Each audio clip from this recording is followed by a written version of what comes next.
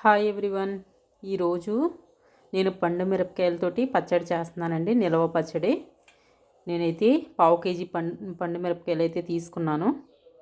మంచిగా వాష్ చేసుకుని ఫ్యాన్ కింద ఆరబెట్టి పెట్టుకున్నానండి. తడి లేకుండా చూసుకోవాలి. పెద్ద నిమ్మకాయ సైజ్ అంతా చింతపండు తీసుకున్నాను. 4 స్పూన్లు సాల్ట్ అయితే తీసుకున్నానండి. మిక్సీ జార్లో చింతపండు సాల్ట్ వేసి మిక్సీ పట్టుకోవాలి. చూడండి, మెత్తగా అయితే నలిగింది. ఇప్పుడు కట్ చేసి పెట్టుకున్న పండుమిరపకాయలు అయితే వేసుకోవాలి. కట్ చేసి పెట్టుకున్న పండుమిరపకాయలు అయితే నేను మిక్సీ జార్లో వేసుకుంటున్నానండి. ఇదిగోండి, మిక్సీ అయితే పట్టుకున్నాను నేను. బరకగా పట్టుకోవాలి, మరీ మెత్తగా పట్టకూడదు. ఇప్పుడు దీన్ని ఒక నైట్ అంతా కూడా ఊరబెట్టి పెట్టుకోవాలండి. తెల్లారి తాలింపు అయితే పెట్టుకోవాలి. నేను ఊరబెట్టి పెట్టుకున్న తర్వాత చూపిస్తాను మీకు. రాత్రి అంతా ఊరబెట్టిన పచ్చడి అయితే రెడీ అయిందండి. ఇప్పుడు నేను తాలింపు అయితే పెట్టుకుంటున్నాను. కళాయి అయితే పెట్టాను.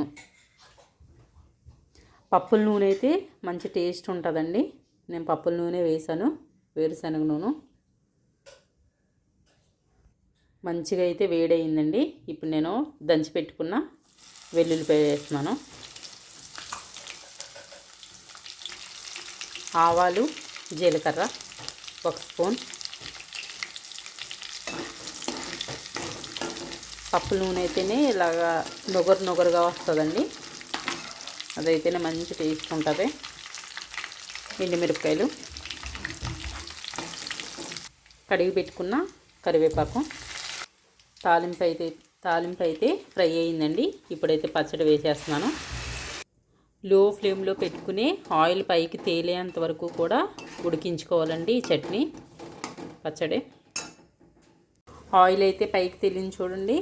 పచ్చడి అయితే రెడీ అయిపోయింది. చాలా సింపుల్గా మనం చేసేసుకోవచ్చు. స్టవ్ అయితే నేను ఆఫ్ చేసేస్తున్నాను.